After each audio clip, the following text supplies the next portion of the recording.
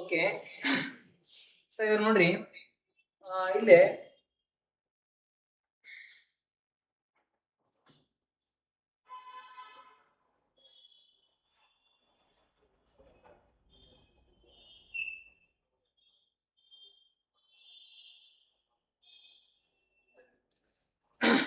Sir ನೋಡ್ರಿ ನಾವು ಇಲ್ಲಿ ತನಕ ಆ ವೇದಗಳ ಕಾಲದ ನಾಗರಿಕತೆ ಬಗ್ಗೆ ನೋಡಿರ್ತೀವ್ರಿ. ವೇದಗಳ ಕಾಲದ ನಾಗರಿಕತೆ ಸರ್ ನೋಡ್ರಿ, ವೇದಗಳ ಕಾಲದ ನಾಗರಿಕತೆಯನ್ನು ಗಮನಿಸಿದಾಗ ಸುಮಾರು 1500ರಿಂದ 700 ಅಂದ್ರೆ ಸುಮಾರು ಕ್ರಿಸ್ತಪೂರ್ವ 1500ನೇ ಇಸ್ವಿಯಿಂದ 700 ಅಥವಾ 600ನೇ ಇಸ್ವಿ ತನಕ ಯಾವ್ದಿರ್ತದ ಅಂದ್ರ ವೇದಗಳ ಕಾಲದ ನಾಗರಿಕತೆ ಇರ್ತದ ಸರ್. ನಂತರ 500ನೇ ವರ್ಷ ಇರ್ಬೋದು, ಸಾರಿ 5ನೇ ಶತಮಾನ ರೀ, 6ನೇ ಶತಮಾನ ರೀ.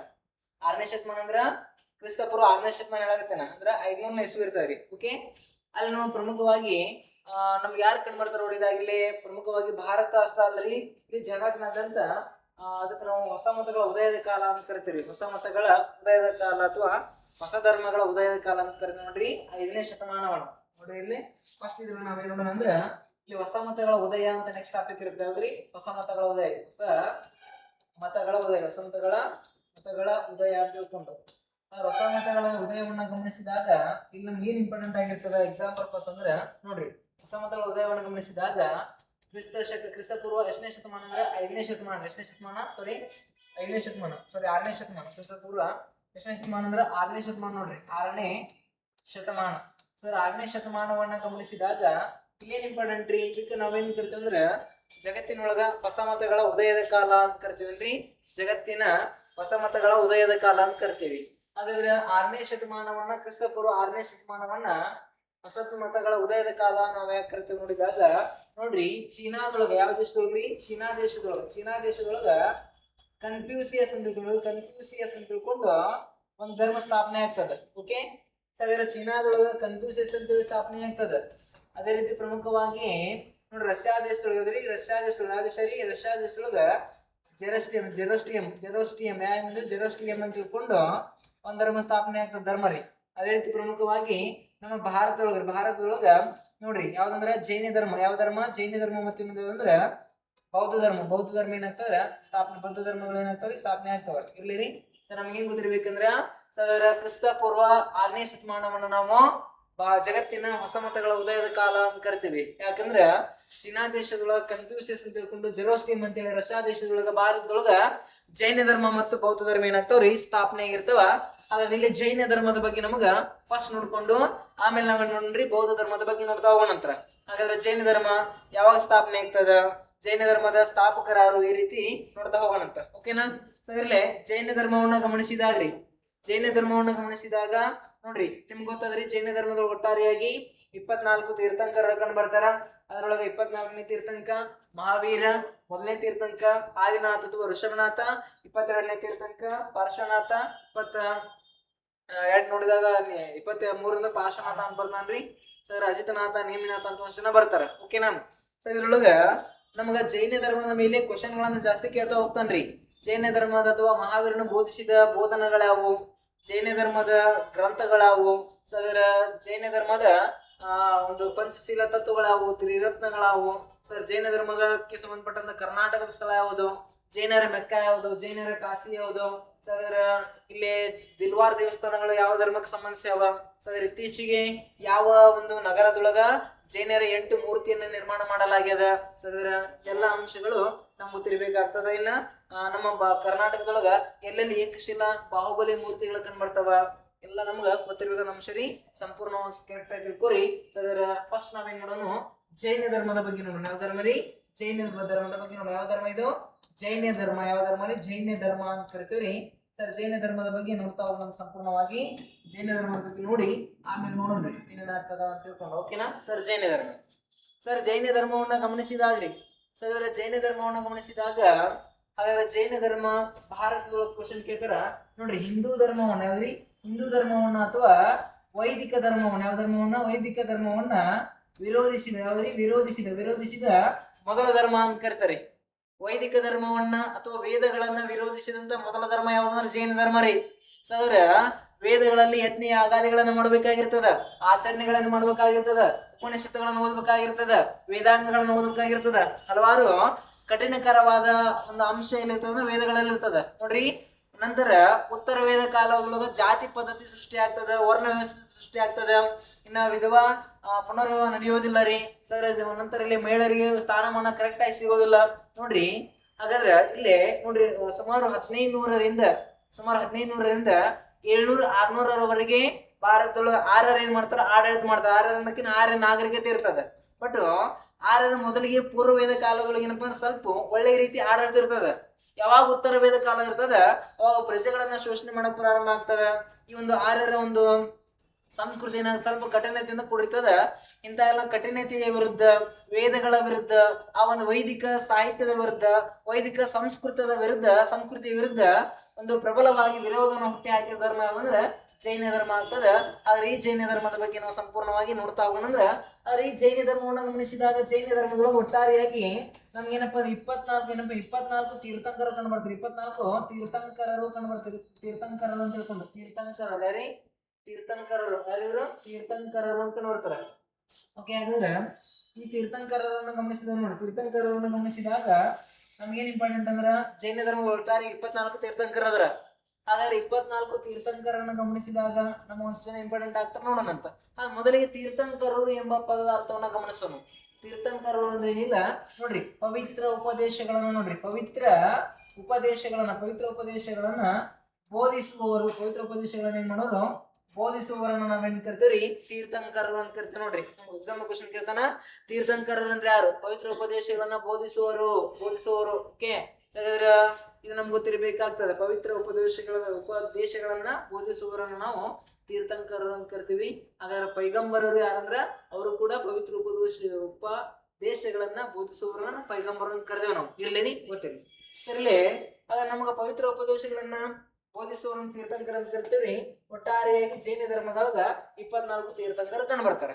ಸರ್, ಜೈನ ಧರ್ಮದ ಮೊಟ್ಟ ಮೊದಲನೇ ತೀರ್ಥಂಕರನ್ನ ಗಮನಿಸಿದಾಗ ನಾವು ಆದಿನಾಥ ಅಂತ ಕರಿತೀವಿ. ಆದಿನಾಥ ಅಂತ ಕರಿತೀವಿ ನೋಡಿ. ಜೈನ ಧರ್ಮದ ಮೊದಲ ತೀರ್ಥಂಕರ ನೋಡಿದಾಗ ಆದಿನಾಥ ಅಥವಾ ಋಷಭನಾಥ ಅಂತ ಕರಿತೀವಿ. ಅವ್ರ ಆದಿನಾಥ ಆದಿನಾಥ ಅಥವಾ ಋಷಭನಾಥ ಅಂತ ಋಷಭನಾಥ ಅಂತ ಕರಿತೀವಿ ನೋಡ್ರಿ. ಆದಿನಾಥ ಅಥವಾ ಋಷಭನಾಥ ಅಂತ ತಿಳ್ಕೊಂಡು. ಓಕೆ, ಈ ಜೈನ ಧರ್ಮದ ನೋಡ್ರಿ ಮೊದಲ ತೀರ್ಥಂಕರ ಆಗಿರ್ತಾರ. ಜೈನ ಧರ್ಮದ ಮೊದಲ ತೀರ್ಥಂಕರ ಸರ್ ಇವ್ ನೋಡ್ರಿ. ಆದಿನಾಥನನ್ನು ಗಮನಿಸಿದಾಗ ಚಿಹ್ನೆಯನ್ನ ಗಮನಿಸಿದ ನೋಡ್ರಿ, ಎತ್ತು ಅಂತ ಕರಿತೀವಿ. ಎತ್ತು ಅಂತ ಕರಿತೀವ್ರಿ. ಓಕೆ, ಯಾವ್ದು ಎತ್ತು ಅಂತ ಕರಿತೀವಿ ಅಥವಾ ವೃಷಭ ಅಂತ ಕರಿತೀವ್ರಿ. ವೃಷಭ ಅಂದ್ರೆ ಒಂದ ಎತ್ತು ಅಂದ್ರೆ ಒಂದ ಆಗ್ತದೆ ನೋಡ್ರಿ. ಆದಿನಾಥನ ಮೊದಲ ಆದಿನಾಥನ ಏನಾಗಿರ್ತದ್ರಿ, ಲಾಂಛನ ಆಗಿರ್ತದ. ಓಕೆ, ನಮಗ ಮಹಾವೀರನ ಲಾಂಛನದ ಬಗ್ಗೆ ಕೇಳ್ತಾನ್ರಿ, ನೇಮಿನಾಥನ ಲಾಂಛನದ ಬಗ್ಗೆ ಕೇಳ್ತಾನ, ಶಾಂತಿನಾಥನ ಲಾಂಛನದ ಬಗ್ಗೆ ಕೇಳಿರ್ತಾನ, ಋಷಭನಾಥನ ಲಾಂಛನದ ಬಗ್ಗೆ ಕೇಳಿರ್ತಾನ, ಅದೇ ರೀತಿ ಪಾರ್ಶ್ವನಾಥನ ಲಾಂಛನದ ಬಗ್ಗೆ ಕೇಳ್ತಾನ ರೀ. ಅದರ ಆದಿನಾಥ ಋಷಭನಾಥನ ಲಾಂಛನ ಎತ್ತು ಅಥವಾ ವೃಷಭ ಆಗಿರೋದ ನೆನ್ಬಿಡುವರಿ. ಸೊ ಅದರ ಈ ಆದಿನಾಥ ನೋಡ್ರಿ, ಈ ಆದಿನಾಥನಿಗೆ 2 ಜನ ಹೆಂಡತಿ ಇರ್ತಾರಂತ. ಒಬ್ರು ಯಾರು ನೋಡಿದಾಗ ಸುನಂದ ಅಂತ ತಿಳ್ಕೊಂಡಾರಿ. ಸುನಂದ ನೋಡ್ರಿ, ಒಬ್ಬಕ್ಕೆ ಅಂತಾರಂದ್ರ ಸುನಂದ ಅನ್ನಕಿ. ಓಕೆನಾ. ಮತ್ತೊಬ್ಬ ನೋಡಿದಾಗ ಸುಮಂಗಳ ಅಂತ ತಿಳ್ಕೊಂಡಾರಿ. ಸುಮಂಗಳ. ಓಕೆ, ಸುಮಂಗಳ ಏನಪ್ಪ ನೋಡಿದಾಗ ಸುಮಂಗಳ ಅಂತ ಗೊತ್ತಿರ್ಲಿ. ಸುಮಂಗಳ. ಓಕೆ, ನೆನಪಿರ್ಲಿ ಸರ್. ಇಲ್ಲಿ ಏನಾಗಿರ್ತದ, ಇಲ್ಲಿ ಸುನಂದಳ ಮಗ ಯಾರಂತ ನೋಡಿದಾಗ ಇಲ್ಲಿ ಬಾಹುಬಲಿ ಅಂತ ಇರ್ತಾನೆ. ಯಾವ ಬಾಹುಬಲಿ ಅಂತ ನೋಡ್ರಿ. ಬಾಹುಬಲಿ ಅಂತ ತಿಳ್ಕೊಂಡು ಸರ್ ಸುಮಂಗಳ ಮಗನನ್ನ ಗಮನಿಸಿದಾಗ ಇಲ್ಲಿ ಯಾರಿರ್ತಾರಲ್ರಿ, ಭರತ ಅಂತ ಇರ್ತಾನೆ. ಯಾರಿಲ್ಲಿ ಭರತ ಅಂತ ತಿಳ್ಕೊಂಡು. ಓಕೆ, ನೆನಪಿರ್ಲಿ ಸರ್. ಇಲ್ಲಿ ಸಣ್ಣದೊಂದು ಸಾಮ್ರಾಜ್ಯದ ಅರಸ ಇವ ಋಷಭನಾಥನವ. ಸಣ್ಣ ಒಂದು ಸಾಮ್ರಾಜ್ಯದ ಒಂದು ಒಡೆಯನಾಗಿರ್ತಾನ. ಓಕೆ, ಹಾಗಾದ್ರೆ ಈ ಋಷಭನಾಥನಿಗೆ 2 ಜನ ಹೆಂಡತಿಯರು, ಸುನಂದ ಮತ್ತು ಸುಮಂಗಳ ಅಂತ ತಿಳ್ಕೊಂಡು. ಹಾಗಾದ್ರೆ ಈ ಒಂದು ಸುಮಂಗಳ ಅಥವಾ ಸುನಂದರನ್ನ ಗಮನಿಸಿದಾಗ್ರಿ. ಹಾಗಾದ್ರೆ ಸುನಂದನ ಮಗ ಯಾರಂದ್ರ ಬಾಹುಬಲಿ ಆಗಿರ್ತಾನ. ಸುಮಂಗಳ ಮಗ ಯಾರಂದ್ರ ಭರತನಾಗಿರ್ತಾನೆ. ಇಲ್ಲಿ ಭರತ ಅಂತ ಕೇಳಿರ್ಬೋದು. ಭಾರತದ ಮೊದಲ ಚಕ್ರವರ್ತಿ ಭರತ ಅಂತ ಕೇಳಿರ್ತೀರಿ ನೀವು. ಓಕೆನಾ ಸರ್. ಇಲ್ಲಿ ನೋಡ್ರಿ, ಆದಿನಾಥ ಏನ್ ಮಾಡ್ತಾನ್ರಿ, ಸರ್ ಸುನಂದ ಮತ್ತು ಸುಮಂಗಳಿಗೆ ಬಾಹುಬಲಿ ಮತ್ತು ಭರತ ಅಂತ ತಿಳ್ಕೊಂಡು ಜನಿಸಿದ ನಂತರ ರೀ ಏನ್ ಮಾಡ್ತಾನ ಇವ, ಅವನ ಸಾಮ್ರಾಜ್ಯವನ್ನು ಬಿಟ್ಟು ಹೋಗ್ತಾನ್ರಿ. ಸಾಮ್ರಾಜ್ಯವನ್ನು ಬಿಟ್ಟು ಹೋಗಿ ಕೈವಲ್ಯ ಜ್ಞಾನವನ್ನ ಪಡೆದುಕೊಂಡು ಏನಾಗ್ತಾನ, ಅವನ ದೇವರ ಸ್ಮರಣೆಯೊಳಗೆ ಬದುಕ್ತಾನೆ ಇವ. ಓಕೆ, ಯಾರು ಆದಿನಾಥ ರೀ. ಹಾಗಾದ್ರೆ ಅವಾಗ ಏನಾಗ್ತದೆ ಅಂದ್ರೆ ಇಲ್ಲಿ ನೋಡ್ರಿ, ಸುನಂದಳ ಮಗನಾದಂತ ಬಾಹುಬಲಿ ಮತ್ತು ಯಾರ ಮಗ ರೀ, ಸುಮಂಗಳ ಮಗನಾದಂತ ಭರತನ ಮಧ್ಯೆ ಈ ಶ್ರವಣ ಸಾಮ್ರಾಜ್ಯಕ್ಕಾಗಿ ನೋಡ್ರಿ, ಆದಿನಾಥ ಅಥವಾ ಋಷಭನಾಥನ ಸಾಮ್ರಾಜ್ಯಕ್ಕಾಗಿ ಏನಪ್ಪ ಯುದ್ಧಗಳ ಸೃಷ್ಟಿ ಆಗ್ತಾವ್ರಿ. ಯುದ್ಧಗಳ ಸೃಷ್ಟಿ ಆದಾಗ ನೋಡ್ರಿ, ಅದ್ರೊಳಗ ಇಲ್ಲಿ ನೋಡ್ರಿ ಯಾವ್ದಾದ್ರು ಒಂದು ದೃಷ್ಟಿ ಯುದ್ಧ ರೀ. ದೃಷ್ಟಿ ಯುದ್ಧ ಅಂತ ಕರಿತೀವಿ. ದೃಷ್ಟಿ ನೋಡ್ರಿ, ದೃಷ್ಟಿ ಯುದ್ಧ ರೀ. ಒಂದ್ ಯಾವ್ದು ಅಂದ್ರ ದೃಷ್ಟಿ ಯುದ್ಧ ರೀ. ನೋಡಿದಾಗ ಮಲ್ಲ ಯುದ್ಧ ಅಂತ ಕರಿತೇವೆ. ಇದು ಮಲ್ಲ ಯುದ್ಧ ಅಂತ ಕರಿತೀವಿ. ಮಲ್ಲ ಯುದ್ಧ ನೋಡಿದಾಗ ಯಾವ್ರಿ ಜಲಯುದ್ಧ ನೋಡ್ರಿ. ಯಾವ್ದಂದ್ರ ಜಲಯುದ್ಧ ನೆನ್ಪಿಟ್ಕೋರಿ. ಒಂದೇಂದ್ರ ದೃಷ್ಟಿ ಯುದ್ಧ ರೀ, ಇನ್ನೊಂದು ಮಲ್ಲ ಯುದ್ಧ, ಮತ್ತೊಂದು ನೋಡಿದಾಗ ಜಲಯುದ್ಧ. ಸರ್ ಇವು ಬಾಹುಬಲಿ ಮತ್ತು ಭರತನ ಮಧ್ಯೆ ನೋಡ್ರಿ ಸಾಮ್ರಾಜ್ಯಕ್ಕಾಗಿ ಬಾಹುಬಲಿ ಮತ್ತು ಭರತನ ಮಧ್ಯೆ ನಡೆದಂತ ಕದನಗಳಾಗಿರ್ತಾವ. ಹಾಗಾದ್ರೆ ದೃಷ್ಟಿ ಯುದ್ಧ ಇರಬಹುದು, ಮಲ್ಲ ಯುದ್ಧ ಇರಬಹುದು, ಸರ್ ಜಲಯುದ್ಧ ಇರಬಹುದು. ಈ ಮೂರು ಕದನದೊಳಗ ಯಾರು ಜಯಿಸ್ತಾರ ನೋಡಿದಾಗ ಬಾಹುಬಲಿ ಜಯಿಸ್ತಾನ್ರಿ. ಮೂರು ಕದನದೊಳಗ ಯಾರು ಜಯಿಸ್ತಾರ ಅಂದ್ರೆ ಬಾಹುಬಲಿ ಜಯಿಸ್ತಾನ್ರಿ. ಆದ್ರೆ ಮೂರು ಕದನದಲ್ಲಿ ಜಯಿಸಿದಂತ ಬಾಹುಬಲಿ ನೋಡ್ರಿ ನಂತರ ಏನಾಗ್ತದ, ಅವನಿಗೆ ಪಶ್ಚಾತ್ತಾಪ ಉಂಟಾಗ್ತದ.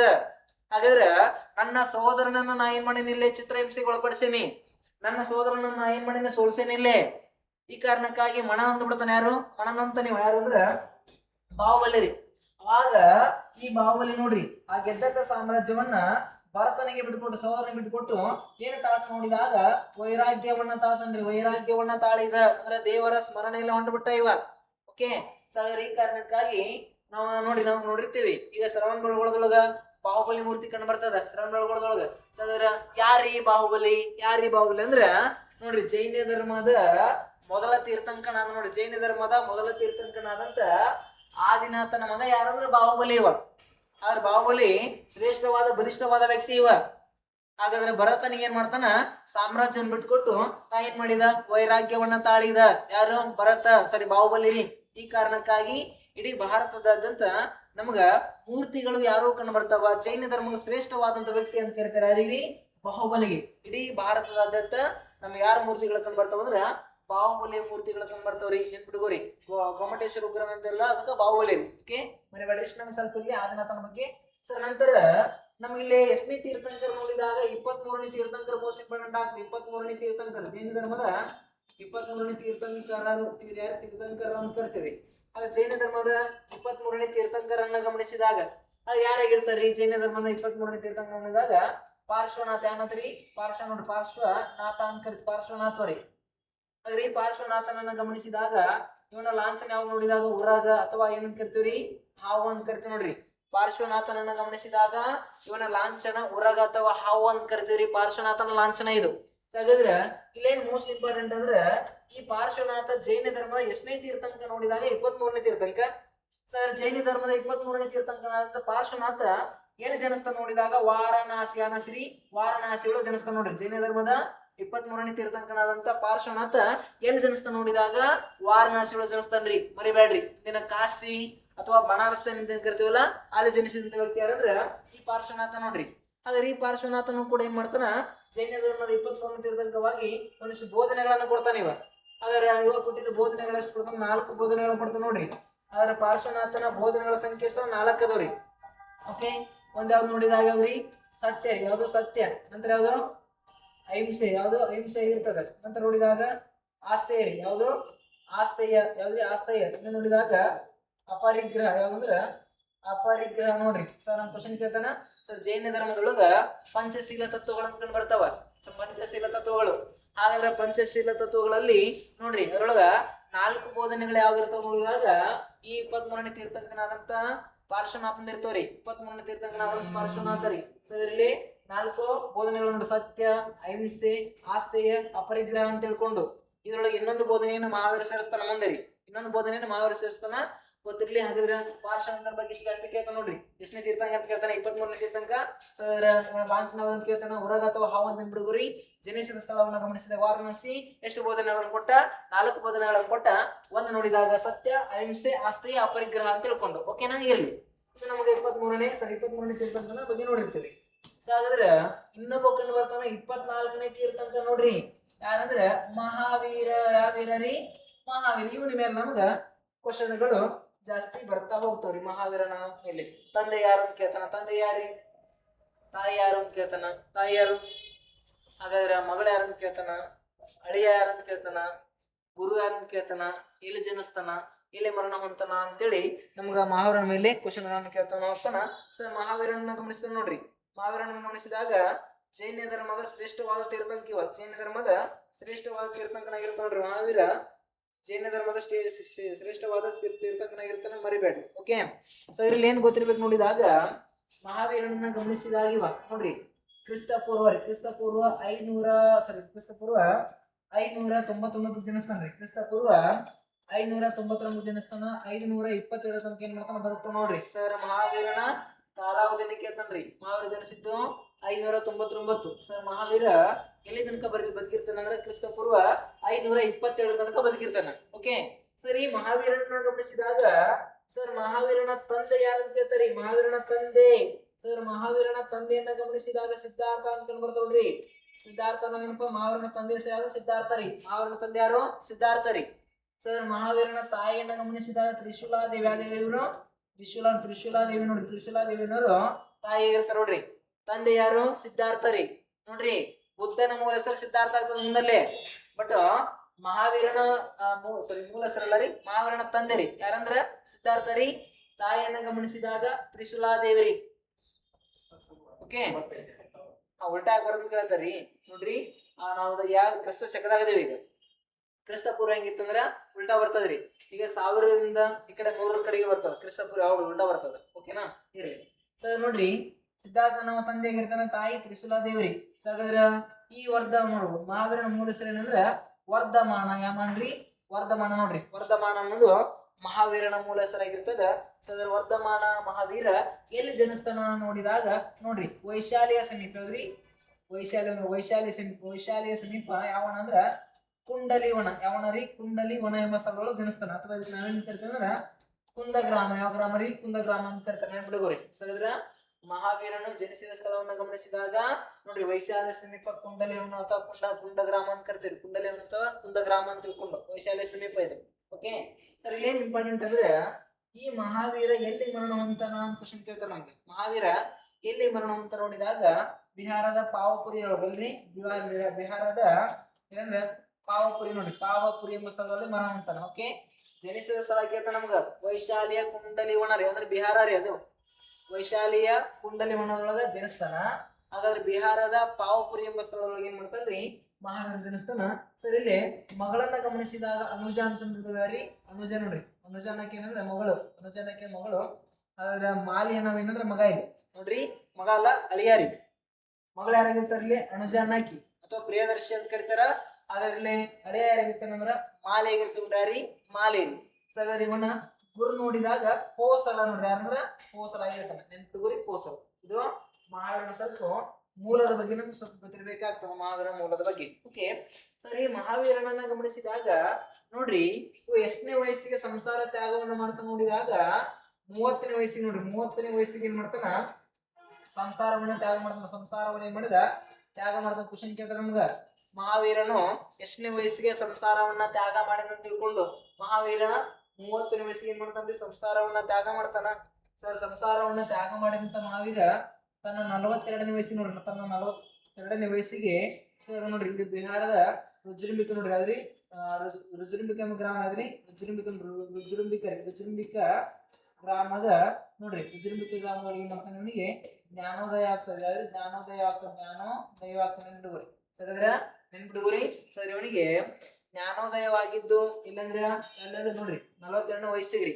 ಸರ್ ಬಿಹಾರದ ರುಜುರುಂಬಿಕ ನೋಡ್ರಿ. ಬಿಹಾರದ ರುಜುರುಂಬಿಕ ಎಂಬ ಗ್ರಾಮದೊಳಗೆ ಏನಾಗ್ತದ್ರಿ? ಮರಣ ಅಂತ ನೋಡ್ರಿ. ಏನ್ರಿ? ಜ್ಞಾನೋದಯ ಆಗ್ತದೆ. ಹಾಗಾದ್ರೆ ಯಾವ ನದಿ ದಡದ ಮೇಲೆ ಅಂದ್ರ ರುಜುಪಾಲಿಕ ನೋಡ್ರಿ. ಅದ್ರಿ ರುಜುಪಾಲಿಕ ಎಂಬ ನದಿಯ ದಡ ಮೇಲವನಿಗೆ ಜ್ಞಾನೋದಯ ಆಗ್ತದೆ ನೋಡ್ರಿ. ನಮ್ ಕ್ವಶನ್ ಗಳನ್ನ ಕೇಳ್ತಾನೆ. ಸಗರ ರುಜುಪಾಲಿಕ ಎಂಬ ನದಿಯ ಮೇಲೆ ಯಾರಿಗೆ ಜ್ಞಾನೋದಯವಾಗ್ತದ ಅಂದ್ರ ಮಹಾವೀರ ಜ್ಞಾನೋದಯ ಆಗ್ತದ. ಆ ಎಷ್ಟನೇ ವಯಸ್ಸಿಗೆ? 42ನೇ ವಯಸ್ಸಿಗೆ. ಯಾವ ಸ್ಥಳ ಅಂದ್ರ ಬಿಹಾರದ ರುಜುರುಂಬಿಕ ಗ್ರಾಮ ಅಥವಾ ಜುರುಂಬಿಕಾ ಅಂತ ಕರಿತಾರಿ.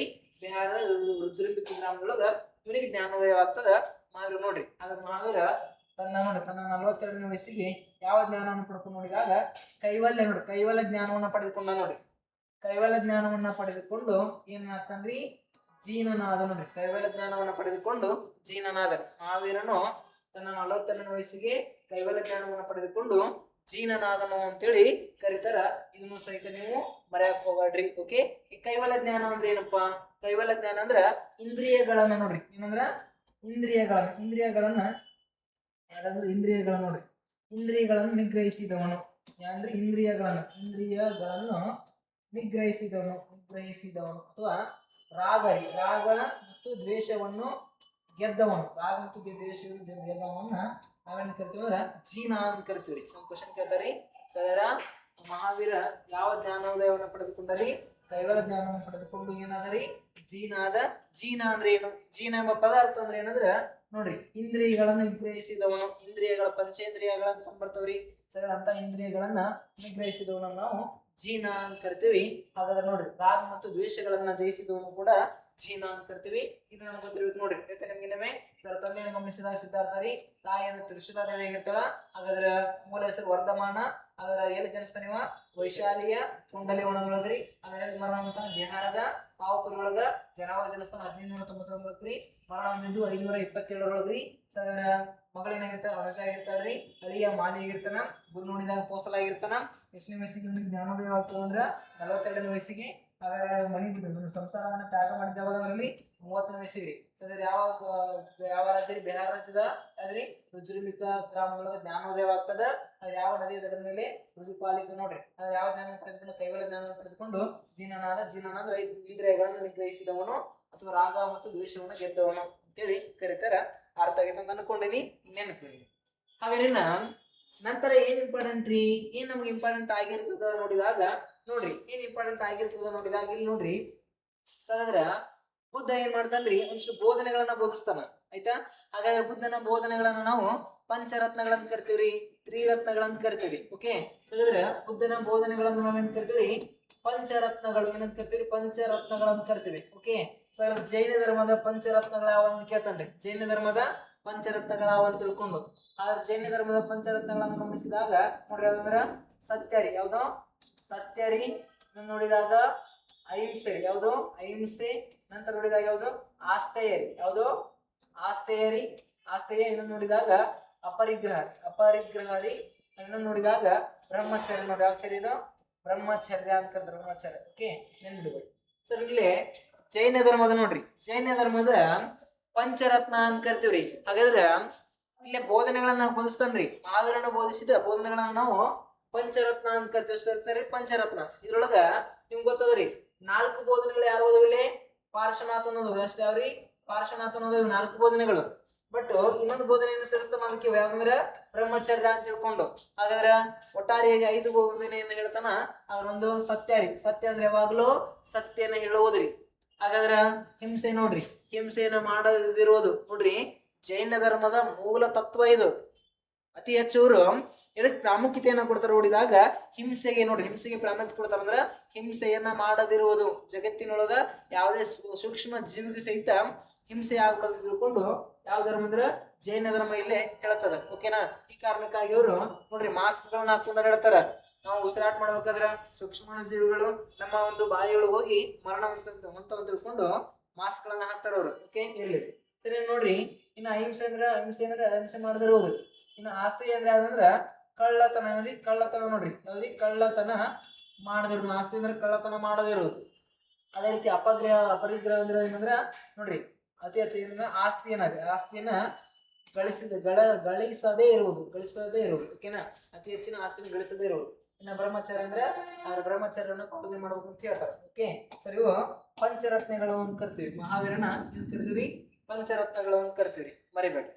ಸರಿ. ಇನ್ನ ಮೋಕ್ಷ ಸಾಧನೆಗೆ ನೋಡ್ರಿ, ಮೋಕ್ಷ ಸಾಧನೆಗೆ ಹಾಗಾದ್ರೆ 3 ಮಾರ್ಗಗಳನ್ನ ಹೇಳ್ತಾನ ಮಹಾವೀರ. ನೋಡ್ರಿ, ಮಹಾವೀರ ಮೋಕ್ಷ ಸಾಧನೆಗೆ 3 ಮಾರ್ಗಗಳನ್ನ ಹೇಳ್ತಾನ. ಮಹಾವೀರನು ಮೋಕ್ಷ ಸಾಧನೆಗೆ ಹೇಳಿದಂತ ಮಾರ್ಗಗಳನ್ನು ಬರ್ಕೋರಿ. ಸದರ ಒಂದು ಮಾರ್ಗ ನೋಡಿದಾಗ ಸಮೈಕ್ಯ ಅದ್ರಿ. ಸಮೈಕ್ಯ ಏನಪ್ಪ? ಜ್ಞಾನ. ಸಮೈಕ್ಯ ಜ್ಞಾನ ಅಂತ ತಿಳ್ಕೊಂಡು. ಓಕೆ, ಒಂದು ನೋಡಿದಾಗ ಸಮೈಕ್ಯ ದರ್ಶನ ರೀ. ಅದ್ರಿ ಸಮೈಕ್ಯ ದರ್ಶನ. ಅದ್ರಿ ದರ್ಶನ ನೋಡ್ರಿ, ಸಮೈಕ್ಯ ದರ್ಶನ ಅಂತ ಕರಿತೀವಿ. ಓಕೆ, ನೋಡಿದಾಗ ಸಮೈಕ್ಯ ನೋಡ್ರಿ. ಅದ್ರಿ ಸಮೈಕ್ಯ ಯಾವ್ದಂದ್ರ ನಡವಳಿಕೆ ಅಥವಾ ಸಮೈಕ್ಯ ನಡತೆ ನೋಡ್ರಿ. ಸರಿನಾ? ನೀವೇನಾದ್ರೂ ಮೋಕ್ಷವನ್ನ ಸಾಧಿಸಬೇಕಾದ್ರೆ ನೀವೇನ್ ನೋಡ್ಬೇಕು? ಒಳ್ಳೆ ಜ್ಞಾನವನ್ನ ಪಡ್ಕೋಬೇಕ್ರಿ. ಒಳ್ಳೆಯ ದರ್ಶನವನ್ನ ಪಡ್ಕೋಬೇಕಾಗ್ತದ. ಒಳ್ಳೆ ನಡತೆಯನ್ನು ನೋಡ್ರಿ. ನಂಬಿಕೆ ಏನ್ ಮಾಡ್ಕೋಬೇಕು? ಒಳ್ಳೆಯ ಸಮೈಕ್ಯ ನಂಬಿಕೆ ರೀ. ನೋಡ್ರಿ, ದರ್ಶನ ಜ್ಞಾನ ಒಂದಾರಿ. ಓಕೆ, ಒಂದಂದ್ರ ಸಮೈಕ್ಯ ಜ್ಞಾನ ರೀ. ಒಳ್ಳೆಯ ಜ್ಞಾನವನ್ನ ಪಡ್ಕೋಬೇಕು ನೀವು ಮೋಕ್ಷ ಸಾಧನೆಗಾಗಿ. ಇನ್ನೊಂದೇನು? ಸಮೈಕ್ಯ ನಂಬಿಕೆ ನೋಡ್ರಿ. ಒಳ್ಳೆಯ ನಂಬಿಕೆಯನ್ನು ಹೊಂದಿರಬೇಕು. ಓಕೆ, ಇನ್ನು ಸಮೈಕ್ಯ ನಡೆದು ಒಳ್ಳೆಯ ಒಂದು ಚಾರಿತ್ರ್ಯವನ್ನು ಹೊಂದಿರಬೇಕು ಅಥವಾ ಒಳ್ಳೆಯ ನಡವಳಿಕೆಯನ್ನು ನೀವು ಹೊಂದಿರಬೇಕು. ಅಂದ್ರೆ ನಿಮ್ಗ ಏನ್ ಸಿಗ್ತದ ಅಂದ್ರ ಏನ್ ಸಿಗ್ತದ್ರಿ ಮೋಕ್ಷ ಸಿಗ್ತದ ಅಂತ ತಿಳ್ಕೊಂಡು ಮೋಕ್ಷ ಮಾರ್ಗಕ್ಕಾಗಿ ಮಹಾವೀರನು ಬೋಧಿಸಿದಂತ ಒಂದಿಷ್ಟು ಅಂಶಗಳಿವೆ. ಓಕೆ, ಇನ್ನು ನಂತರ ಏನ್ ಇಂಪಾರ್ಟೆಂಟ್ ರೀ ಮಹಾವೀರ ನೋಡ್ರಿ, ಮಹಾವೀರನ ಒಂದಿಷ್ಟು ವಿಶೇಷ ಅಂಶಗಳನ್ನು ಗಮನಿಸಿದಾಗ್ರಿ ಮಹಾವೀರನಿಗೆ ಎಲ್ಲ ನಂಬಿಕೆ ಅಂದ್ರ ದೇವರಲ್ಲಿ ನೋಡಿ, ದೇವರಲ್ಲಿ ನಂಬಿಕೆ ಇದ್ದಿಲ್ಲ ಇವನಿಗೆ, ದೇವರಲ್ಲಿ ನಂಬಿಕೆ ಇದ್ದಿದ್ದಿಲ್ಲ ಮಹಾವೀರನಿಗೆ. ಆದ್ರೆ ಮತ್ತೆ ಎದ್ರೊಳಗಿತ್ತು ಆತ್ಮದಲ್ಲಿ ನಂಬಿಕೆ ಇತ್ತು ನೋಡ್ರಿ, ಆತ್ಮದಲ್ಲಿ ನಂಬಿಕೆ ಇತ್ತು ನೋಡ್ರಿ, ಆತ್ಮದಲ್ಲಿ ನಂಬಿಕೆ ಇತ್ತು ನೋಡ್ರಿ. ಇವ ಮೂರ್ತಿ ಪೂಜನೆಯನ್ನ ಖಂಡನೆ ಮಾಡ್ತಾನ ನೋಡ್ರಿ, ಆತ್ಮನ ದೇವರನ್ನ ತಿಳ್ಕೊಂತಾನೆ, ನಂಬಿಕೆನ ದೇವರನ್ನ ತಿಳ್ಕೊಂಡಿರ್ತಾನ. ಹಾಗಾದ್ರ ದೇವರಲ್ಲಿ ನಂಬಿಕೆ ನಿನ್ಗೆ ಆತ್ಮದಲ್ಲಿ ನಂಬಿಕೆ ಇರ್ತದೆ. ಅರಿರಿ ಮಹಾವೀರನಿಗೆ ಆತ್ಮದಲ್ಲಿ ನಂಬಿಕೆ ಇರ್ತದ. ಓಕೆ ಸರ್, ಇದು ನಮ್ಗೆ ಗೊತ್ತಿರಬೇಕಾದ ಅಂಶ ರೀ. ಹಾಗಾದ್ರ ದೇವರಲ್ಲಿ ನಂಬಿಕೆ ಇಡದೆ ಆತ್ಮದಲ್ಲಿ ನಂಬಿಕೆ ಇಟ್ಟಂತ ವ್ಯಕ್ತಿ ಯಾರಂದ್ರ ಮಹಾವೀರನಾಗಿರ್ತಾರ, ಗೊತ್ತಿರ್ಬೇಕು. ಇನ್ನ ಜೈನ ಧರ್ಮದ ಗ್ರಂಥಗಳನ್ನು ಬರ್ತಾರೆ, ಜೈನ ಧರ್ಮದ ಗ್ರಂಥಗಳು. ಹಾಗಾದ್ರೆ ಜೈನ ಧರ್ಮದ ಗ್ರಂಥಗಳಾದ್ರ ದ್ವಾದಶಾಂಗಗಳು ಅಂತ ಕರಿತಾನೆ. ದ್ವಾದಶಾಂಗಗಳು ನೋಡ್ರಿ, ಜೈನ ಧರ್ಮದ ಗ್ರಂಥಗಳಿವು ದ್ವಾದಶಾಂಗಗಳು, ಅಥವಾ ಇಲ್ಲಿ 12 ಅಂಗಗಳನ್ನು ಕರಿತಾನೆ. 12 ಅಂಗಗಳನ್ನು ಜೈನ ಧರ್ಮದ ಪವಿತ್ರ ಗ್ರಂಥ ಇವು ನೋಡ್ರಿ. ಜೈನ ಧರ್ಮದ ಪವಿತ್ರ ಗ್ರಂಥ ಅಂದ್ರ ದ್ವಾದಶಾಂಗಗಳು, ಬೌದ್ಧ ಧರ್ಮದ ಪವಿತ್ರ ಗ್ರಂಥ ಅಂದ್ರ ತ್ರಿಪೀಠಕಗಳು. ಬೌದ್ಧ ಧರ್ಮದ ತ್ರಿಪೀಠಕಗಳು ಪವಿತ್ರ ಗ್ರಂಥ. ಬೌದ್ಧ ಧರ್ಮದ ನೋಡ್ರಿ ವಿನಯ ಪೀಠಕ, ಸುಪ್ತ ಪೀಠಕ, ಅಭಿಧಮ್ಮ ಪೀಠಕ ಅಂತೇಳಿ ಬೌದ್ಧ ಧರ್ಮದವು. ಹಾಗಾದ್ರೆ ಜೈನ ಧರ್ಮದ ಒಂದು ಪ್ರಸಿದ್ಧವಾದಂತ ಅಂಶವನ್ನು ಗಮನಿಸಿದಾಗೇನ್ರಿ ದ್ವಾದಶಾಂಗಗಳೇನಾಗಿರ್ತಾವ್ರಿ ಪವಿತ್ರವಾದ ಗ್ರಂಥವಾಗಿರ್ತಾವ, ಮರಿಬೇಡ್ರಿ ನೋಡ್ರಿ. ಓಕೆ, ಸರ್ ದ್ವಾದಶ ಅಂಗಗಳು ಅಥವಾ 12 ಅಂಗಗಳಂತ ಕರಿತೀವಿ. ಓಕೆನಾ, ಮರಿಬೇಡ್ರಿ. ಸರಿನಾ, ನಂತರ ನೋಡ್ರಿ ಅದ್ರ ಮತ್ತೇನ್ ಗೊತ್ತಿರ್ಬೇಕು ನೋಡಿದಾಗ ಜೈನ ಧರ್ಮದೊಳಗ 2 ಪಂಗಡಗಳದಾವ್ರಿ. ಓಕೆ, ಒಂದ್ ಯಾವ್ದು ನೋಡಿದಾಗ ಶ್ವೇತಾಂಬರ ಅದ್ರಿ, ಶ್ವೇತಾಂಬರರು ನೋಡಿದಾಗ ಶ್ವೇತಾಂಬರರು ಅಂತ ಕರಿತೀವಿ. ನೋಡಿದಾಗ ಯಾವ್ದು ದಿಗಂಬರರು, ಶ್ವೇತಾಂಬರ ದಿಗಂಬರರು ಅಂತ ಕರಿತೀವಿ. ಅದರ ಜೈನ ಧರ್ಮದ 2 ಪಂಗಡಗಳು, ಜೈನ ಧರ್ಮದ 2 ಪಂಗಡಗಳು. ಓಕೆ, ಹಾಗಾದ್ರೆ ಶ್ವೇತಾಂಬರರು ಯಾರ ಅನುಯಾಯಿಗಳಾಗಿರ್ತಾರೆ? ಇವರು ಪಾರ್ಶ್ವನಾಥ, ಏನಂತಾರಿ ಪಾರ್ಶ್ವನಾಥನ ಅನುಯಾಯಿಗಳು. ಶ್ವೇತಾಂಬರರು ಯಾರ ಅನುಯಾಯಿಗಳು, ಯಾರ ಹಿಂಬಾಲಕರಾಗಿರ್ತಾರೆ ಅಂದ್ರ ಪಾರ್ಶ್ವನಾಥನ ಅನುಯಾಯಿಗಳು, ಪಾರ್ಶ್ವನಾಥನ ಹಿಂಬಾಲಕರು ಇವರು. ಪಾರ್ಶ್ವನಾಥನ ಅನುಯಾಯಿಗಳು, ಪಾರ್ಶ್ವನಾಥನ ಹಿಂಬಾಲಕರನ್ನ ನಾವೇನ್ ಕರಿತೀವ್ರಿ ಶ್ವೇತಾಂಬರ ಅಂತ ಕರಿತೀವ್ರಿ, ಮರಿಬೇಡ್ರಿ. ಓಕೆ, ದಿಗಂಬರ ಅಂದ್ರೆ ಯಾರು ನೋಡ್ರಿ ಅಂದ್ರ ಮಹಾವೀರನ್ ನೋಡ್ರಿ, ಮಹಾವೀರನ ಅನುಯಾಯಿಗಳನ್ನ ದಿಗಂಬರ ಅಂತ ಕರಿತೀವ್ರಿ. ಓಕೆ, ಪಾರ್ಶ್ವನಾಥನ ಅನುಯಾಯಿಗಳನ್ನ ಶ್ವೇತಾಂಬರ ಅಂತ ಕರಿತೀವ್ರಿ, ಸರಿದ್ರ ಮಹಾವೀರ ಅನುಯಾಯಿಗಳನ್ನ ದಿಗಂಬರ ಅಂತ ಕರಿತೀವ್ರಿ. ಹಾಗಾದ್ರೆ ಇಲ್ಲಿ ನೋಡ್ರಿ ಈ ಶ್ವೇತಾಂಬರರು ಅತಿ ಹೆಚ್ಚಾಗಿ ಎಲ್ಲಿ ಕಂಡು ಬರ್ತಾರಿ? ಉತ್ತರ ಭಾರತದೊಳಗೆ. ಎಲ್ಲಿ ಕಂಡು ಬರ್ತಾರಿ? ಉತ್ತರ ಭಾರತದೊಳಗೆ ಕಂಡು ಬರ್ತಾರೆ ಅತಿ ಹೆಚ್ಚಾಗಿ, ಉತ್ತರ ಭಾರತದೊಳಗೆ. ದಿಗಂಬರನ್ನು ಗಮನಿಸಿದ್ರೆ ಅತಿ ಹೆಚ್ಚಾಗಿ ಏನಪ್ಪ ಅಂದ್ರೆ ದಕ್ಷಿಣ ಭಾರತ ಬರ್ತಾರೆ, ದಕ್ಷಿಣ ಭಾರತದಲ್ಲಿ ಕಂಡು ಬರ್ತಾರೆ, ದಕ್ಷಿಣ ಭಾರತದೊಳಗೆ ಕಂಡು ಬರ್ತಾರೆ. ಹಾಗಾದ್ರೆ ಇವ್ರು ಎಂತ ಬಟ್ಟೆ ಅಂತ ನೋಡಿದಾಗ ಶ್ವೇತ ನೋಡಿ, ಶ್ವೇತ ವರ್ಣದ ಬಟ್ಟೆ ತರಿಸ್ತಾರೆ ಇವರು, ಶ್ವೇತಾಂಬರರು. ಹಾಗಾದ್ರೆ ದಿಗಂಬರ ಏನಪ್ಪ ಬಟ್ಟೆ ನೋಡಿ, ಬಟ್ಟೆ ಏನ್ರಿ ಬಟ್ಟೆಯನ್ನ ಧರಿಸದೇ ಇರುವವರು ನೋಡ್ರಿ, ಇವರು ಬಟ್ಟೆಯನ್ನ ಧರಿಸುವುದಿಲ್ಲ ಇವರು. ಆದ್ರ ಬಿಳಿ ಬಟ್ಟೆಯನ್ನು, ಶುದ್ಧವಾದ ಒಂದು ಶ್ವೇತವಾದಂತ ಬಿಳಿ ಬಟ್ಟೆಯನ್ನು ಧರಿಸೋರು ಯಾರಂದ್ರ ಶ್ವೇತಾಂಬರರಾಗಿರ್ತಾರೆ. ಓಕೆ ಸರ್, ಇವರು ಸ್ಥೂಲ ಭದ್ರನ ನಾಯಕತ್ವದಲ್ಲಿ ಹೋಗ್ತಾರೆ. ಯಾರಿ? ಸ್ಥೂಲ ಭದ್ರನ ನಾಯಕತ್ವದಲ್ಲಿ ಹೋಗ್ತಾರೆ. ಓಕೆ, ದಿಗಂಬರನ್ನು ಗಮನಿಸಿದಾಗ ಯಾರಿ? ಭದ್ರಭಾವ. ಯಾವ್ರಿ? ಭದ್ರಭಾವನ ನಾಯಕತ್ವದೊಳಗೆ ಹೋಗಿರ್ತಾರ ಅಂತೇಳಿ ನಿಮ್ಗೆ ಗೊತ್ತಿರಲಿ. ಓಕೆ, ಇಲ್ಲೇ ಜೈನ ಧರ್ಮವು 2 ಪಂಗಡಗಳಾಗಿರ್ತಾವ. ಓಕೆ, ಒಂದ್ ನೋಡಿದಾಗ ಶ್ವೇತಾಂಬರರು ಅಂತ ತಿಳ್ಕೊಂಡು, ಇನ್ನೊಂದು ನೋಡಿದಾಗ ದಿಗಂಬರರು. ಆದ್ರೆ ದಿಗಂಬರರು ಅಂದ್ರ ಪಾರ್ಶ್ವನಾಥ ಅನುಯಾಯಿಗಳು, ಅತಿ ಹೆಚ್ಚು ಉತ್ತರ ಭಾಗದಲ್ಲಿ ಕಂಡು ಬರ್ತಾರ. ಇವರು ಶ್ವೇತವರ್ಣದ ಬಟ್ಟೆಗಳನ್ನ ಹಾಕ್ತಾರ, ಆದ್ರೆ ಇವರು ಸ್ಥೂಲ ಭದ್ರಗಳನ್ನ ಫಾಲೋ ಮಾಡ್ತಾರ. ಅನುಯಾಯಿಗಳ ಅಂದ್ರ ಅವನ ಹಿಂದೆ ಹೋಗಿರ್ತಾರ, ಅವನ ಕಡೆ ಗುಂಪಿದ್ರು. ಓಕೆ, ಈ ಕಡೆ ದಿಗಂಬರರು ಮಹಾವೀರನ್ನ ಏನ್ ಮಾಡ್ತಾರ? ಫಾಲೋ ಮಾಡ್ತಿರ್ತಾರಿ.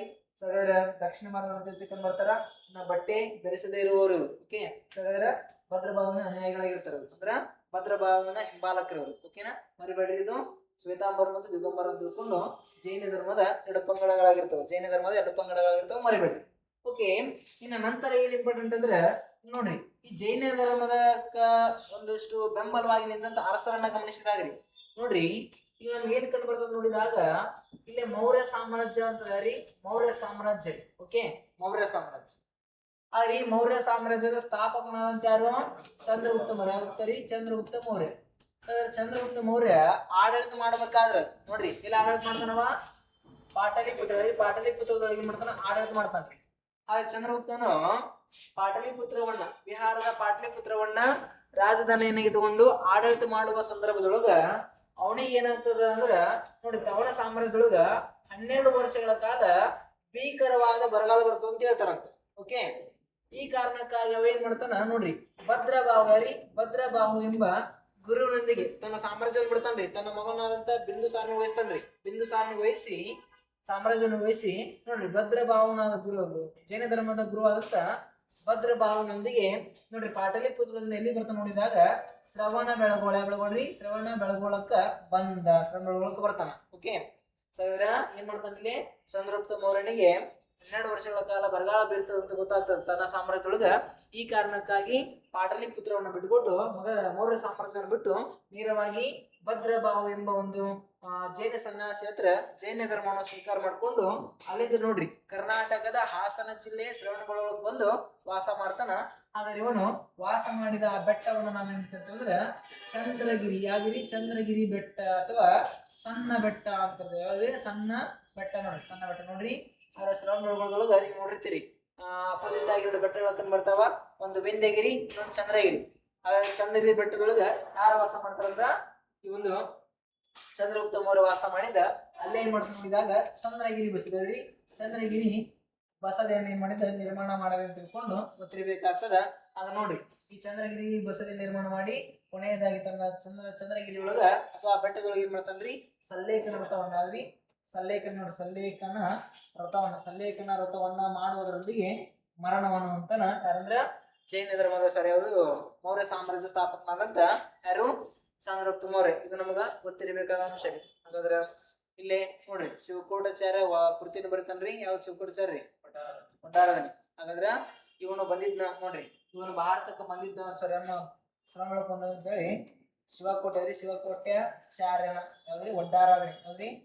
ಒಡ್ಡಾರಾಧನೆ ಅದ್ರ ಏನಂದ್ರೆ ಹೇಮಚಂದ್ರನ. ಯಾವ್ದ್ರಿ? ಹೇಮಚಂದ್ರನ ಪರಿಶಿಷ್ಟ ಪರ್ವಣ ನೆನ್ಪಿಡುಗರಿ. ಕೇಳಿಲಿ ಸರ, ಇಲ್ಲಿ ನಾ ಹೇಳ್ತೀನಿ ನಿಮ್ಗೆ, ಇವಾಗ ಪಾಟಲಿಪುತ್ರವನ್ನು ಬಿಟ್ಟುಕೊಟ್ಟು ಶ್ರವಣಬೆಳಗೊಳಕ್ಕೆ ಬಂದು ಇಲ್ಲಿ ವಾಸ ಮಾಡಿದ ಅಂತ ಹೇಳಿದೆ. ಸರ್, ಇವನು ಶ್ರವಣಬೆಳಗೊಳಕ್ಕೆ ಬಂದು ವಾಸ ಮಾಡ್ಯಾನ ಅಂತೇಳಿ ನಮಗೇನು ಉಲ್ಲೇಖಗಳದಾವ, ಏನು ಆಧಾರಗಳದಾವ ಅಂದ್ರ ನೋಡ್ರಿ, ಶಿವಕೋಟಾಚಾರ ಅಂತ ತಿಳ್ಕೊಂಡು ಒಬ್ಬ ಸಾಹಿತ್ಯ ಬರ್ತಾನ. ಆಯ್ತಾ? ಹಾಗಾದ್ರೆ ಶಿವಕೋಟನ ಬರೆದಂತ ಪ್ರಸಿದ್ಧವಾದ ಕೃತಿ ಒಡ್ಡಾರಾಧನೆ.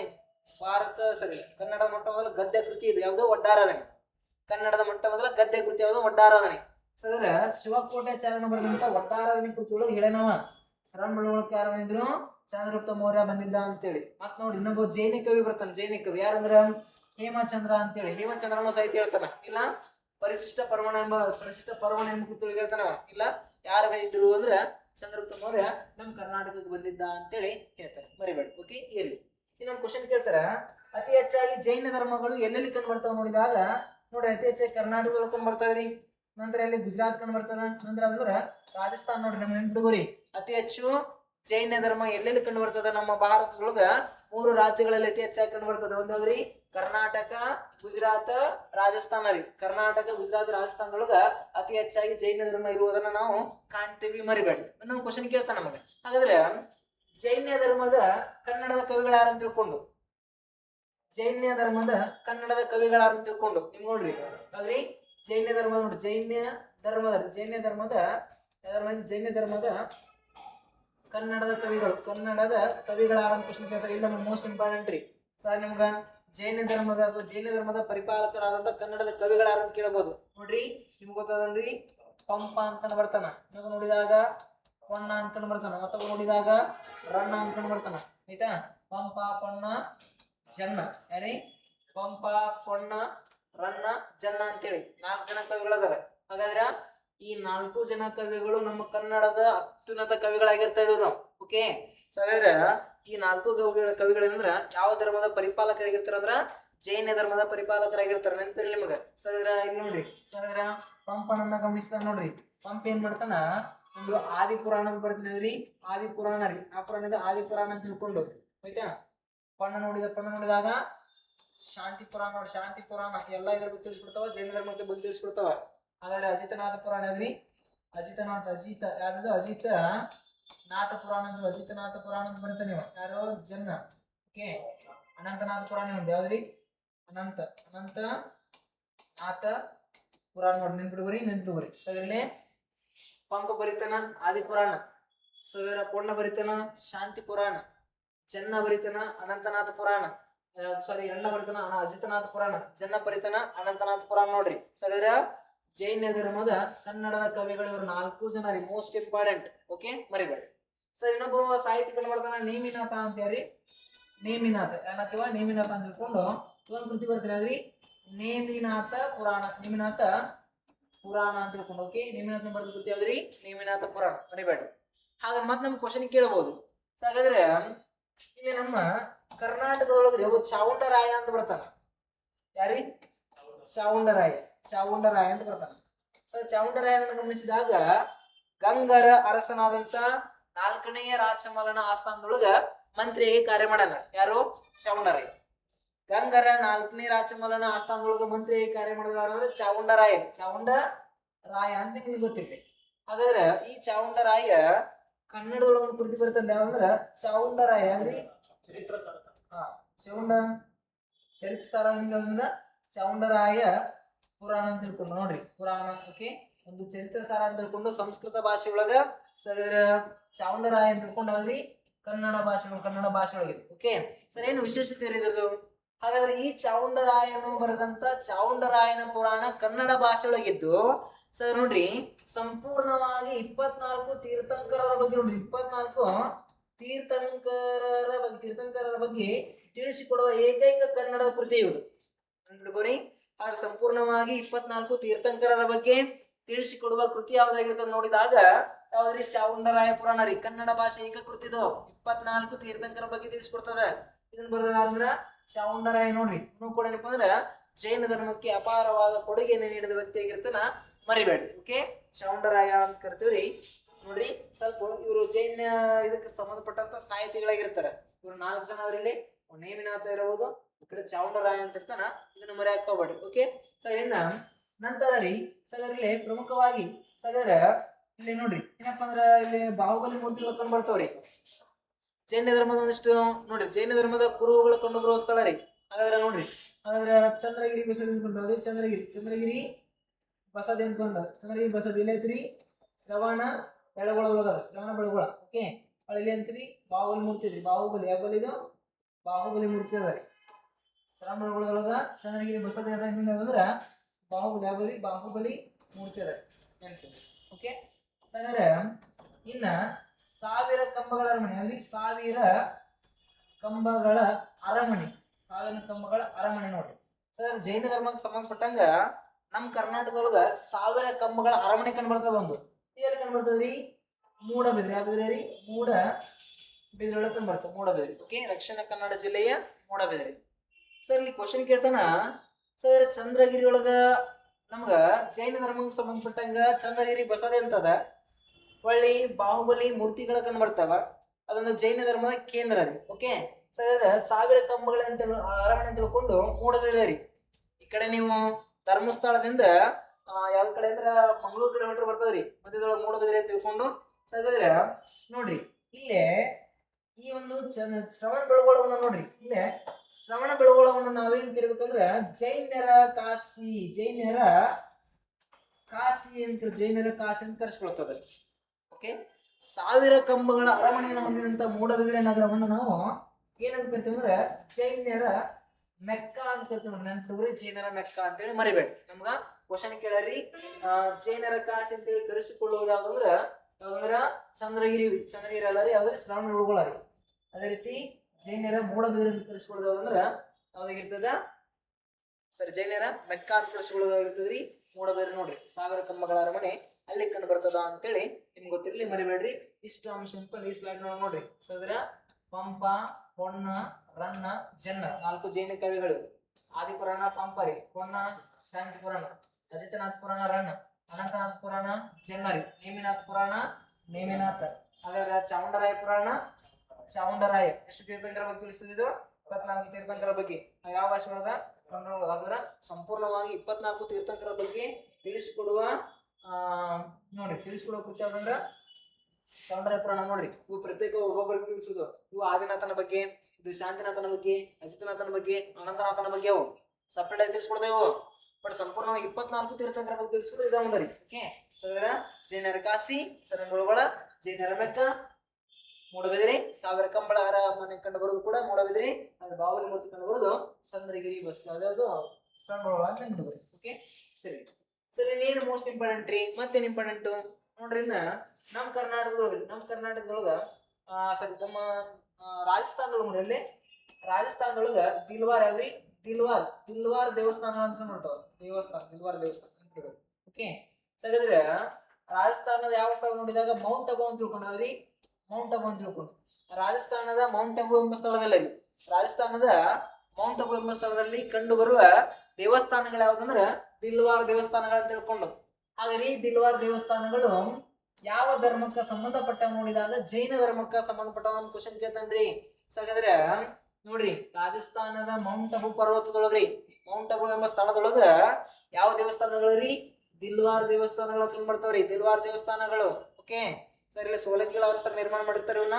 ಹಾಗಾದ್ರೆ ಈ ದಿಲ್ವಾರ್ ದೇವಸ್ಥಾನಗಳು ಯಾವ ಧರ್ಮಕ್ಕೆ ಸಂಬಂಧಪಟ್ಟವ ನೋಡಿದಾಗ ಜೈನ ಧರ್ಮಕ್ಕೆ ಸಂಬಂಧಪಟ್ಟವ ಮರಿಬೇಡಿ. ಓಕೆನಾ, ಇರ್ಲಿ ಸರ್. ನಂತರ ಕ್ವಶನ್ ಕೇಳ್ತಾನ್ರಿ, ಸರ್ ನಮ್ಮ ಕರ್ನಾಟಕದೊಳಗ ಎಲ್ಲೆಲ್ಲಿ ಬಾಹುಬಲಿ ಮೂರ್ತಿ ಯಾವ್ರಿ ಬಾಹುಬಲಿ ಮೂರ್ತಿಗಳು ಕಂಡು ಬರ್ತಾವ, ಏಕಶಿಲಾ ಮೂರ್ತಿಗಳು ಕಂಡು ಬರ್ತಾವ ಅಂತ ಕೇಳ್ತಾನೆ. ಏಕಶಿಲಾ ಮೂರ್ತಿ, ಒಂದೇ ಕಲ್ಲಿನಲ್ಲಿ ಕೆತ್ತಿದ ಮೂರ್ತಿಗಳು ಏಕಶಿಲಾ ಮೂರ್ತಿ.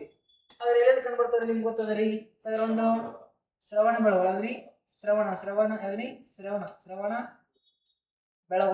ಬೆಳಗೊಳ. ಓಕೆ ಅದಾದ್ಮೇಲೆ ನಂತರ ಇಲ್ಲಿ ಅದಾದ್ಮೇಲೆ ಧರ್ಮಸ್ಥಳ ಯಾವುದು ಧರ್ಮಸ್ಥಳ ಕಂಡು ಬರುತ್ತೆ. ಧರ್ಮಸ್ಥಳ ನಂತರ ವೇಣೂರು ಯಾವ್ದ್ರಿ ವೇಣೂರು ಎಂಬ ಸ್ಥಳದೊಳಗ. ನಂತರ ಯಾವ್ದ್ರಿ ಕಾರ್ಕಳ ಮತ್ತೆ ನೋಡಿದಾಗ ಗೊಮ್ಮಟಗಿರಿ ಯಾವ್ದು ಗೊಮ್ಮಟಗಿರಿ ಎಂಬ ಸ್ಥಳದೊಳಗ ಮರಿಬೇಡಿ. ಓಕೆ ಇಲ್ಲೇನ್ ಇಂಪಾರ್ಟೆಂಟ್ ಅಂದ್ರೆ ನೋಡ್ರಿ ಸರ್, ಅಲ್ಲೇ ಶ್ರವಣ ಬೆಳಗೊಳ, ಧರ್ಮಸ್ಥಳ, ವೇಣೂರು, ಕಾರ್ಕಳ, ಗೊಮ್ಮಟಗಿರಿ. ಸರ್ ಈ 5 ಸ್ಥಳಗಳಲ್ಲಿ ನಮ್ಮ ಕರ್ನಾಟಕದೊಳಗ ಏಕಶಿಲಾ ಮೂರ್ತಿಗಳ ಕಂಡು ಬರ್ತಾವ. ಯಾರು ಬಾಹುಬಲಿ ಅಥವಾ ಗೊಮ್ಮಟೇಶ್ವರನ ಮೂರ್ತಿಗಳು. ಕ್ವಶನ್ ಕೇಳ್ತಾನ ಇಲ್ಲೇ ನೋಡ್ರಿ. ಶ್ರವಣ ಬೆಳಗೊಳ ಅನ್ನೋದು ಯಾವ ಜಿಲ್ಲೆ ಇದು? ಹಾಸನ್. ಯಾವ್ದ್ರಿ ಹಾಸನ ಜಿಲ್ಲೆ, ಹಾಸನ್. ಓಕೆ ಅದರ ಧರ್ಮಸ್ಥಳ ನೋಡಿದಾಗ ದಕ್ಷಿಣ ಕನ್ನಡ ಇದು. ವೇಣೂರು ನೋಡಿದಾಗ ಕೂಡ ದಕ್ಷಿಣ ಕನ್ನಡ. ಕಾರ್ಕಳ ನೋಡಿದಾಗ ಉಡುಪಿ, ಯಾವುದು ಉಡುಪಿ ಆಗಿರ್ತದೆ. ಇನ್ನ ಗೊಮ್ಮಟಗಿರಿ ನೋಡಿದಾಗ ಮೈಸೂರು, ಯಾವ್ದು ಮೈಸೂರನ್ನ ನೆನ್ಪಿಟ್ಕೋರಿ. ಓಕೆ ಸರ್, ಕರ್ನಾಟಕದೊಳಗ ಎಲ್ಲೆಲ್ಲಿ ಬಾಹುಬಲಿಯ ಮೂರ್ತಿಗಳು ಕಂಡು ಬರ್ತಾವ ಅಂತ ಕ್ವಶನ್ ಕೇಳ್ತಾನೆ. ಸರಿ 5 ಸ್ಥಳಗಳಲ್ಲಿ ಕರ್ನಾಟಕದೊಳಗ ಬಾಹುಬಲಿಯ ಮೂರ್ತಿಗಳು ಕಂಡು ಬರ್ತಾವ, ಮರಿಬೇಡ್ರಿ. ಓಕೆನಾ ಸರ್, ಎಲ್ಲಿ ಕಂಡು ಬರ್ತಾವ್ರಿ? ಒಂದು ಶ್ರವಣ ಬೆಳಗೊಳ, ಧರ್ಮಸ್ಥಳ, ವೇಣೂರು, ಕಾರ್ಕಳ, ಗೊಮ್ಮಟಗಿರಿ 5 ಸ್ಥಳಗಳಲ್ಲಿ ಮೂರ್ತಿಗಳು ಕಂಡು ಬರ್ತಾವ. ಇದನ್ನು ಕೂಡ ನೀವು ಮರೆಯಾಕ್ ಹೋಗ್ಬೇಡ್ರಿ, ಮೋಸ್ಟ್ ಇಂಪಾರ್ಟೆಂಟ್ ಆಗ್ತದೆ. ಇನ್ನು ಕ್ವಶನ್ ಕೇಳ್ತಾನೆ. ಸರಿ, ಇನ್ನ ಜೈನ ಧರ್ಮದ ಸಮಾವೇಶಗಳು ಎಷ್ಟು ನಡೆದವ ಅಂದ್ರ 2 ನಡೆದವ. ಏನ್ರಿ ಜೈನ ಧರ್ಮದ ಸಮಾವೇಶಗಳು. ಓಕೆ ಸರ್, ಜೈನ ಧರ್ಮದ ಸಮಾವೇಶಗಳನ್ನು ಗಮನಿಸಿದಾಗ ನೋಡ್ರಿ, ಕ್ರಿಸ್ತಪೂರ್ವ 300 ಎಲ್ಲಿ ನಡೀತದೆ ಅಂದ್ರೆ ಪಾಟಲಿಪುತ್ರದೊಳಗೆ. ಅಲ್ರಿ ಪಾಟಲಿಪುತ್ರದೊಳಗೆ ನಡೀತದ. ಓಕೆ ಅಧ್ಯಕ್ಷತೆ ವಹಿಸಿದವರು ಯಾರಂದ್ರ ಸ್ಥೂಲಭದ್ರ. ಯಾವ್ದ್ರ ಇಲ್ಲಿ ಸ್ಥೂಲಭದ್ರ ನೋಡ್ರಿ. ಓಕೆ ನೆನ್ಪಿಟ್ಕೋರಿ. ಸರ್ ನಮ್ಗೇನು ಕ್ವಶನ್ ಕೇಳ್ತಾನಂದ್ರ ಜೈನ ಸಮಾವೇಶಗಳನ್ನ ಕರಿತಾರೆ. ಆಯ್ತಾ? ಆ ಜೈನ ಧರ್ಮದ ಸಮಾವೇಶಗಳು ಎಷ್ಟು ನಡೆದಾವ ಅಂದ್ರ 2 ನಡೆದಾವ. ಒಂದು ಕ್ರಿಸ್ತಪೂರ್ವ 300 ಎಲ್ಲಂದ್ರ ಬಿಹಾರದ ಪಾಟಲಿಪುತ್ರದೊಳಗ. ಓಕೆ ಸರ್, ಯಾರ ನೇತೃತ್ವದೊಳಗ್ರಿ? ಸ್ಥೂಲಭದ್ರನ ಅಧ್ಯಕ್ಷತೆಯೊಳಗೆ ನೋಡ್ರಿ. ಓಕೆ ಇನ್ನೊಂದ್ ಏನಂದ್ರ ಕ್ರಿಸ್ತಪೂರ್ವ ಎಲ್ಲಿ ಕ್ರಿಸ್ತಪೂರ್ವ ಯಾವಾಗ ನಡೀತದ? 512 ನಡೀತದೆ. ಓಕೆ ಇಲ್ಲಂದ್ರ ಗುಜರಾತಿನ ವಲ್ಲಭಿ. ಯಾವ್ದ್ರಿ ಗುಜರಾತಿನ ವಲ್ಲಭಿ ಎಂಬ ಸ್ಥಳಗಳು. ದೇವೇಂದ್ರ ಕ್ಷೇಮಕರ್ಣಿ. ಯಾರಿ ಕ್ಷೇಮಕರ್ಣಿ ಎಂಬ ಒಂದು ವ್ಯಕ್ತಿ ನೇತೃತ್ವದೊಳಗ. ಓಕೆ ನೆನ್ಪಿಟ್ಕೋರಿ. ಒಟ್ಟಾರೆಯಾಗಿ ಜೈನ ಧರ್ಮದ ಸಮಾವೇಶಗಳು ಎಷ್ಟು ನಡೆದಾವ ಅಂದ್ರ 2 ಸಮಾವೇಶಗಳು ನಡೆದಾವ. ಒಂದು ಕ್ರಿಸ್ತಪೂರ್ವ 300 ಪಾಟಲಿಪುತ್ರ ಸ್ಥೂಲಭದ್ರ ನಾಯಕತ್ವದೊಳಗ್ರಿ. ನಂತರ ಇಲ್ಲಿ ಕ್ರಿಸ್ತಪೂರ್ವ 512 ಗುಜರಾತ್ ಒಳಗ್ರಿ. ಕ್ರಿಸ್ತ ಶಕ 12 ಗುಜರಾತ್ ವಲ್ಲಭಿ ಒಳಗ ದೇವೇಂದ್ರ ಕ್ಷೇಮಕರ್ಣಿ ನೋಡ್ರಿ. ದೇವೇಂದ್ರ ಕ್ಷೇಮಕರ್ಣಿ ಎಂಬ ವ್ಯಕ್ತಿಯ ಒಂದು ಸ್ಥಳದೊಳಗ ನಡೆದಾವ ಅಂತೇಳಿ ನಿಮ್ಗೆ ಗೊತ್ತಿರ್ಲಿ. ಸರ್ ಇದು ಕೂಡ ನಮಗ ಇಂಪಾರ್ಟೆಂಟ್ ಅಂಶ ನೋಡ್ರಿ. ಇಷ್ಟು ಅಂಶಗಳನ್ನು ನಾವು ಸಂಪೂರ್ಣವಾಗಿ ಯಾವುದರ ಬಗ್ಗೆ ನೋಡಿದಾಗ ಜೈನ ಧರ್ಮದ ಬಗ್ಗೆ ನೋಡಿದ್ರಿ, ಮರಿಬೇಡಿ. ಓಕೆನಾ?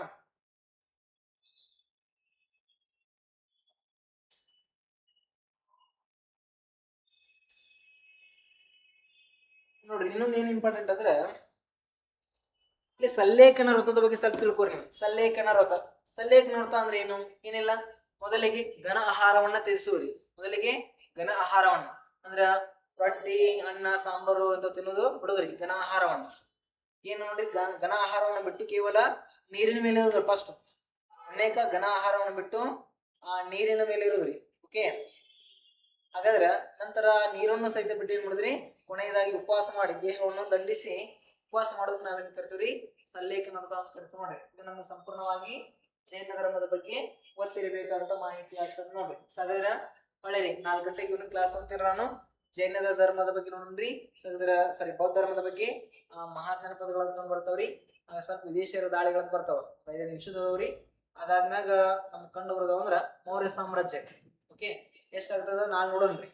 ನಾಳೆ ಇವತ್ತ ಒಂದು 3 ಅವರ್ ಈವ್ನಿಂಗು, ನಾಳೆ 4 ಅವರ್ ನಾಳೆ ರೀ. ಅಂದ್ರೆ ನಮ್ಗೆ ಸ್ವಲ್ಪ ಮುಗಿತದ್ರಿ ಅದು ಪ್ರಾಚೀನ ಭಾರತ ಇತಿಹಾಸ.